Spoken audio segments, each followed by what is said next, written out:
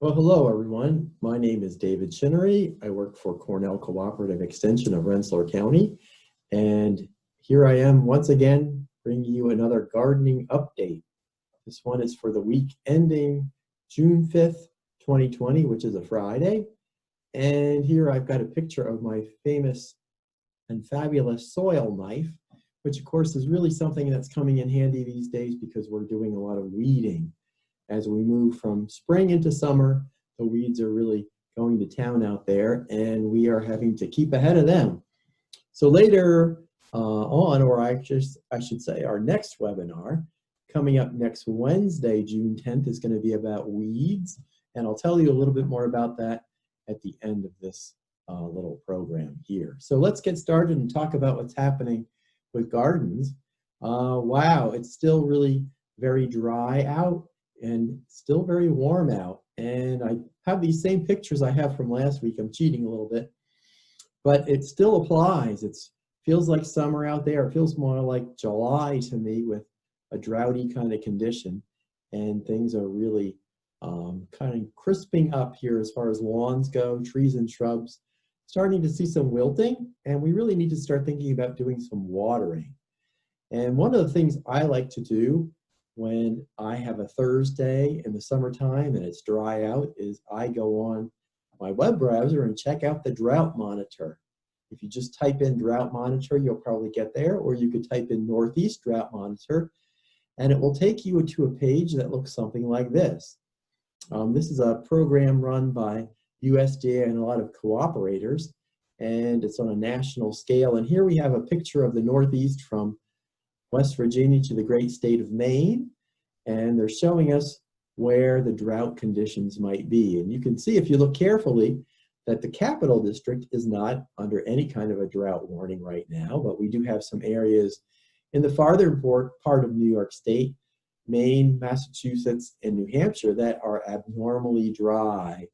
And if things continue in this vein, you'll start to see the yellow areas creep up, and we'll go into the beiges and the oranges, and hopefully not into the real reds and the dark reds, because that's not a place we want to be at all. So we aren't officially in a drought right now, according to the drought monitor in our neck of the woods, but it certainly is dry out, and the lawns and the trees and shrubs really are telling the story by showing some beginning drought stress, I would say.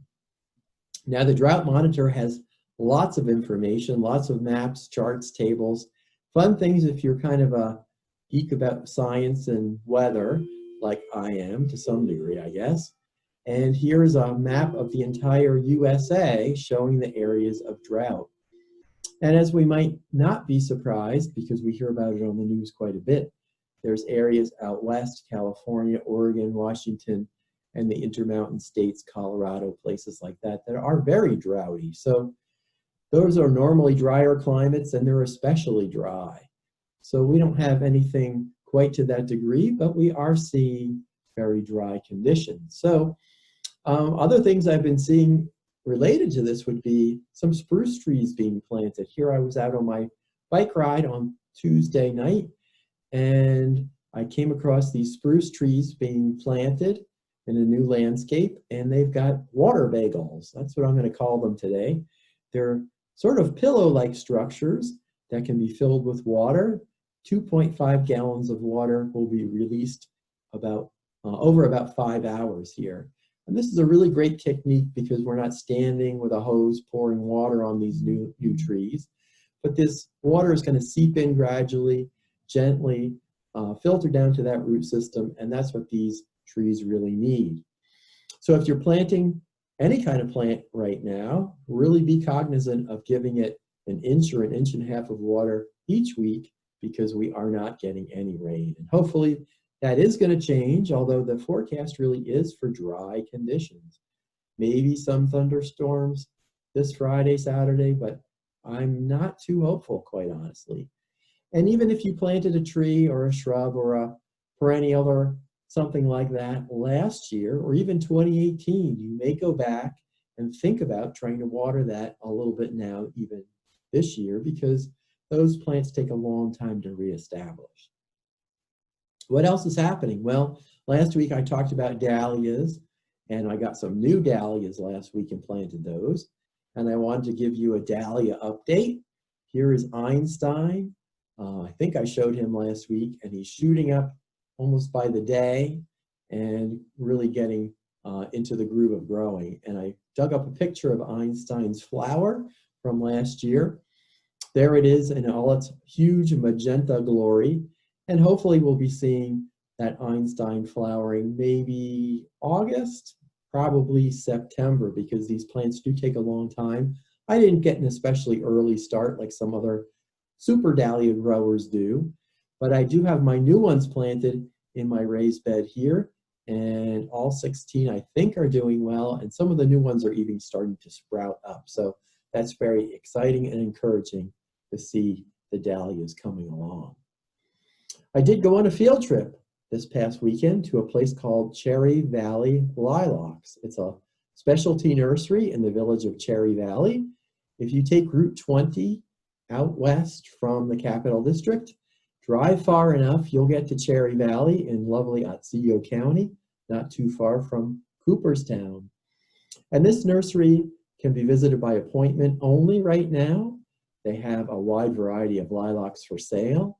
And I had a hankering for purple lilacs, dark purple lilacs, for a couple of years now. So I went out to Cherry Valley and picked up Agincourt or Agincourt Beauty on the left there, and Yankee Doodle on the right.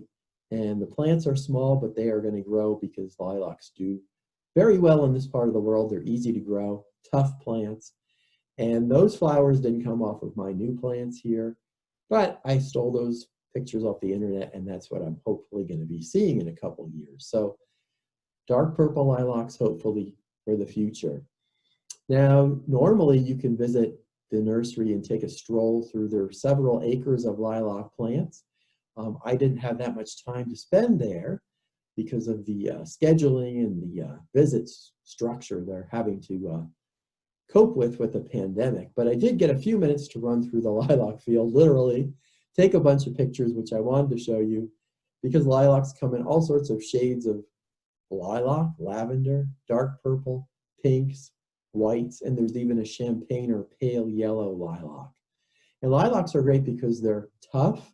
They often outlive the farmhouse. You might see where a farmhouse was is only just a cellar hole now, but there's an old lilac growing next to it that's outlasted the house and the family who lived there. They're tough, they're hardy, and really great for our climate. This one really impressed me because it had so many white flowers. It had more flowers than leaves even. So it's blooming, it's a little hard out there, and it's just a great thing. So Cherry Valley Lilacs, if you'd like to visit, go on their website, make sure you follow their protocol and their scheduling, and make an appointment to go see them. It's a great place. They also do distilling of flower essences. It's really kind of an interesting process, I imagine. It wasn't on display when I was there, but they do make essential oil of lilac and operate sort of a perfume business as well. So it's really a cool endeavor, and it's a great way to support our local agriculture, horticulture industry here in New York State.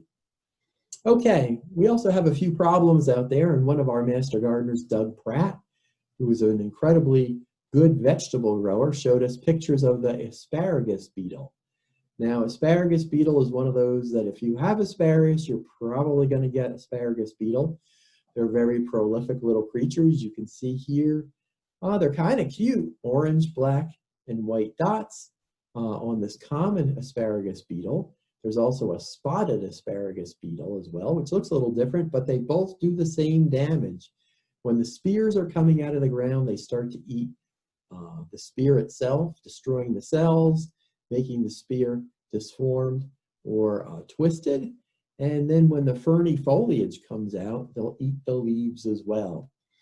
So as I said, they do come out early when the spears are starting to poke out of the ground, and they feed on the foliage and the stems as well.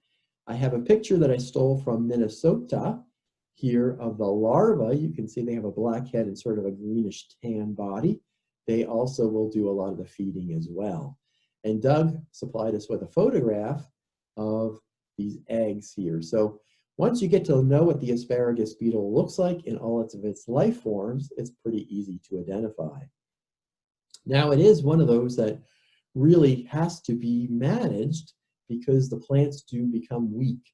If asparagus beetle is let to go rampant on asparagus for a year or two, the plants are going to weaken and eventually they can die.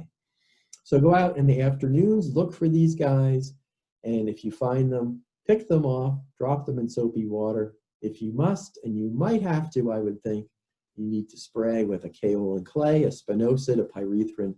Make sure you read the label and spray very carefully because this is a food crop and we really do have to take extra care with spraying the things that we might eventually eat. So asparagus beetle, be aware if you are growing asparagus. In our What Is It category, here we have what is it in a village that I went through this week. Is it a giant toothpick? Is it some sort of a lightning rod? Some sort of a radio antenna disguised as a giant spruce trunk? I'm not sure what it is, but somebody looks like they cut every limb off of a spruce tree. It's certainly a conversation starter. It's a traffic stopper. I jumped out of my car to take a picture of that because I thought this was a fantastic thing to put in a What Is It column, and very amusing. I wonder what the story really is here, and I don't suppose we'll ever know, but it's fascinating to see what people do in the world of horticulture and gardening. Just want to put in a plug for our Lunch in the Garden webinar series. The next one will be next Wednesday, June 10th at noon. If you'd like to join us, make sure you send me an email, and I'll show my email address in just a second, and we can put you on the list to get the invitation. This week we'll be talking about weeds, and here's a picture of a weed called the broadleaf plantain, and it's not one of my favorites, I have to say that. So we'll be talking about some cultural ways we can manage weeds, as well as a little bit about herbicides and how to use them. So next week, Lunch in the Garden, it will be about weeds. And as I was putting that webinar together, I really got to thinking about weed suppressive ground covers and plants that really do multiple things for us in the garden. And one of those certainly would be the big root geranium, Geranium macrorhizum, which I have a picture of here in my backyard. And it's a great plant. Why? Well, it's got wonderful light pink flowers. There's also a darker pink flowered version of this. Great pollinator plant.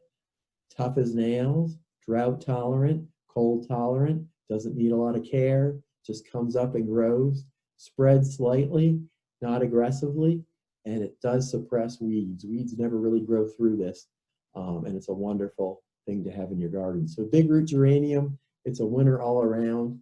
And I would put this in a weed management talk because sometimes we can just plant the right thing and sort of thwart the weeds by our smart planting. So that's one example of that, I suppose. Now, if you're familiar with the red and the white and the pink and the salmon colored geraniums you would buy from a greenhouse and put in a planter, this is not the same thing. Those are called pelargoniums or florist geraniums.